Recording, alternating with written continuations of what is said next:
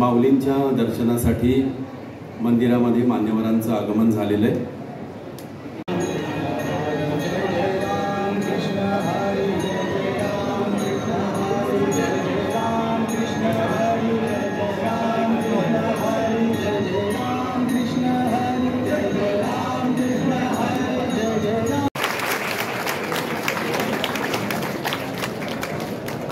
श्री ज्ञानेश्वर महाराजांच्या सप्तशतकोत्तर सुवर्ण जयंती दिनाच्या पावन पर्वावर माऊलींच्या संजीवन समाधी मंदिरावरती आज शब्दशः सोन्याचा कळस चढवलेला आहे। जगातल्या सर्वोच्च भक्तीच्या, करुणेच्या, आर्ततेच्या, जिज्ञासेच्या, अर्थार्थीच्या या मंदिरावरती, विठ्ठलाच्या परमभक्ताच्या मंदिरावरती त्याच्या भक्तांनी भक्तीचा चढवलेला हा सुवर्ण कळस आहे।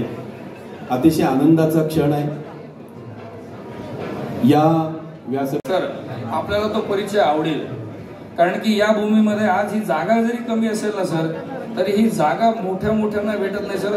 आपण ज्ञानेश्वर महाराजांच्या मांडीवर बसलोय बरं का साहेब।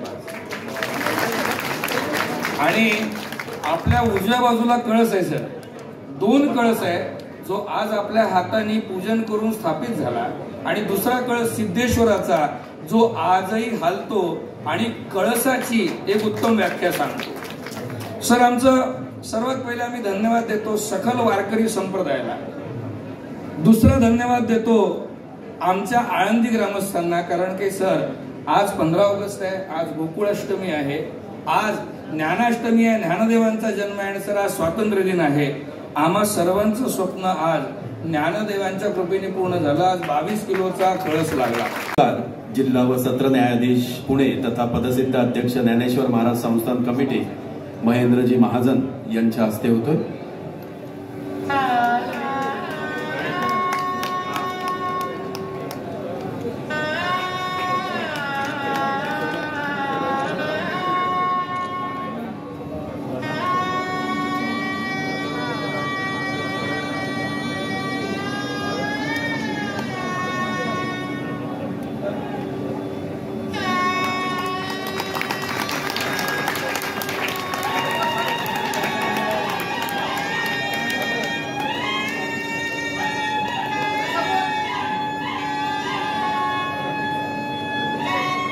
त्यांना जगद्गुरु तुकोबाराय महाराजांचा पुरस्कार प्राप्त आहे, त्यांना भक्तश्रेष्ठ नामदेवराय महाराजांचा पुरस्कार प्राप्त आहे।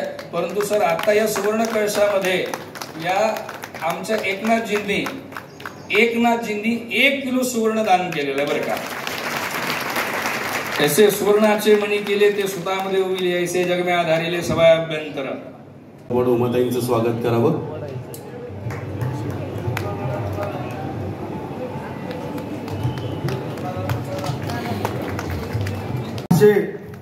दत्ताश्रम संस्थान जालना त्यांनी 12 किलो सोनं ज्ञानदेवांच्या चरणी अर्पण केलं। त्यांचा सन्मान त्या ठिकाणी व्हावा। त्यांच्या वतीने कोणी इथे उपस्थित जर असेल तर मी त्यांना विनंती करतो, कृपया त्यांनी मंचावर यावं।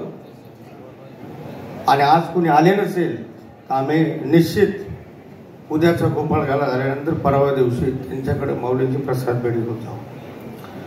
आज माननीय उपमुख्यमंत्री प्रेरणा या मातेने आम्हाला दिली की पहिल्यांदा 2 महिन्यापूर्वी सामान्य कुटुंबातील माता मंदिरामध्ये आल्या आणि त्यांनी 6 लाख रुपयाचा चेक दिला, RTGS केलं। त्यांचा प्रातिनिधिक आपल्या सर्वांचा वतीने सत्कार श्रीमती थोरवेताईंचा या ठिकाणी करतोय। आणि ज्या 2 मिनिटात वेबसाईटचं सुरुवात करून द्यावी। रामकृष्ण हरी। आळंदीमाऊली.com मध्ये आपल्या सर्वांचे स्वागत आहे। ही नवीन वेबसाईट फक्त मराठीच नाही तर इंग्रजी, हिंदी, पंजाबी, गुजराती, फ्रेंच, जर्मन अशा इतर भाषांमध्ये सुद्धा उपलब्ध आहे। वेबसाईटवरती आर्टिफिशियल इंटेलिजन्स ऑडिओ बुकचा अनुभव घेण्यासाठी इथे क्लिक करावा। श्री ज्ञानदेव तुम्हारा पंढरीनाथ महाराज की जय। भागवत धर्माचे संस्थापक, ज्ञानाचा सागर, भगवद्गीतेचे आद्य भाष्यकार आणि अवघ्या विश्वासाठी पसायदान मागणाऱ्या संत श्रेष्ठ श्री ज्ञानेश्वरांच्या चरणी माझा साष्टांग दंडवत नमस्कार.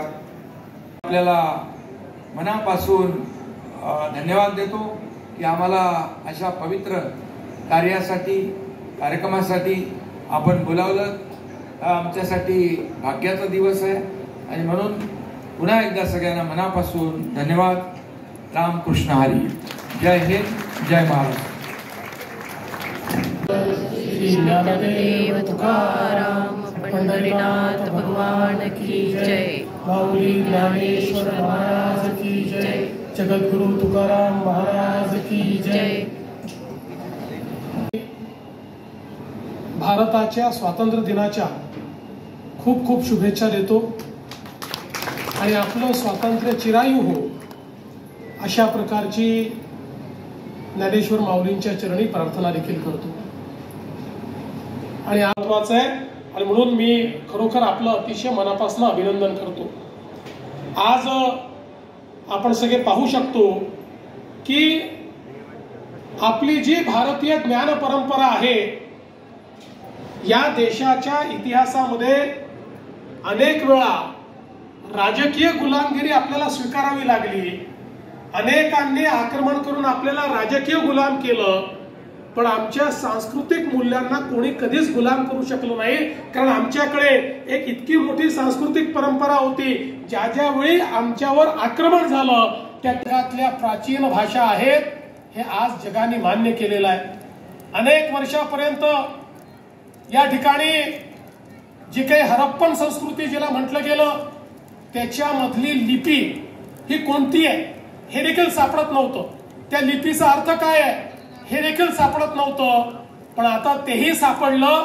लोक म्हणायचे ही संस्कृतची आधीची भाषा आहे, हरप्पन भाषा बाहेरून आलेली आहे.